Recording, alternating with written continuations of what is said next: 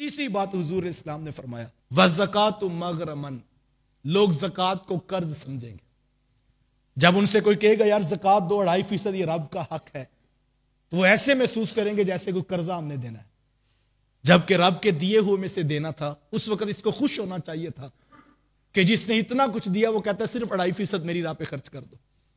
उस वक्त इंसान को खुश दिली से ज़कात देनी थी, लेकिन उस वक्त ये घबरा जाता है और ज़कात का मौसम आते हीले बहाने ढूंढता है किसी तरीके से मैं बच जाऊं।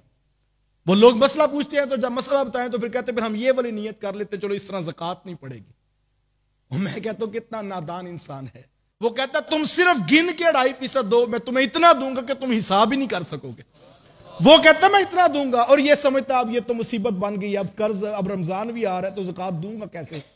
ये उसको कर्ज समझता है, बोझ समझता है, जबकि ये तो खुशदिली से अदा करनी थी। अगर अल्लाह ने तुम्हें माल दिया है उसकी ज़कात का हिसाब पूरा रखो, और यकीन जाने जो शख्स ज़कात अदा करता है उसके माल को कभी घाटा नहीं आ सकता, और जो ज़कात नहीं अदा करता वो जितना मर्जी का माल है वो ज़वाल पजीर है, उसका माल खत्म हो जाने वाला है। आज मौका है, आज अल्लाह ने जो दौलत दी है, आपको मसला नहीं पता, उलमा से मसला पूछिए।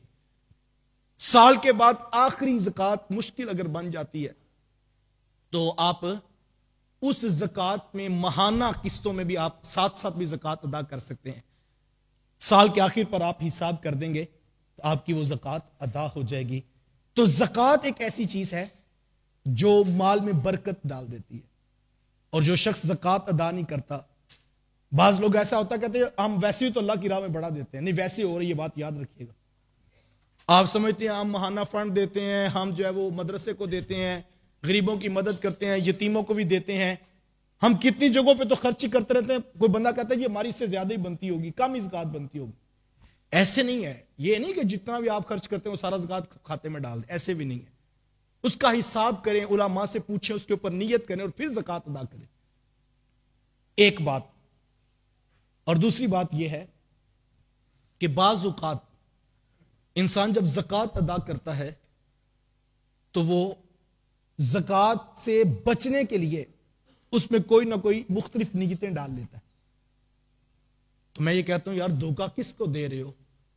उसको जो बंद सीनों के राज भी जानता है। क्या उसको नहीं पता कि किसने किस नीयत से प्लाट खरीदा था? तो हमें अपनी नीयत के किबले को दुरुस्त रखना है और खुशदिली के साथ अदा करें। और यकीन जानिए जो सही तरह से अदा करते हैं ज़कात, मैंने कहा आप निशान लगाएं उस शख्स पर, उसके माल को कभी घाटा नहीं आ सकता। और जो ज़कात अदा करने की नीयत रखते हैं, अल्लाह उनके लिए हवाओं के रुख मोड़ देता है और अल्लाह उनके लिए असबाब रिज़्क़ खोल देता है। जब इंसान तयक्कुन कर लेता है कि मेरा रब मुझे अता करेगा, तो वो लोगों के दिलों में भी डाल देता है। वो फरमाता है मैं वहां से अता करूंगा जहां से तुम सोच भी नहीं सकते हो, वहां से वो देने पर कादिर है। ज़कात की अदायगी को कर्ज ना समझिए। तो मैं जब कौम ज़कात को कर्ज समझेगी तो फिर उनके ऊपर मुसीबतें टूट पड़ेंगी।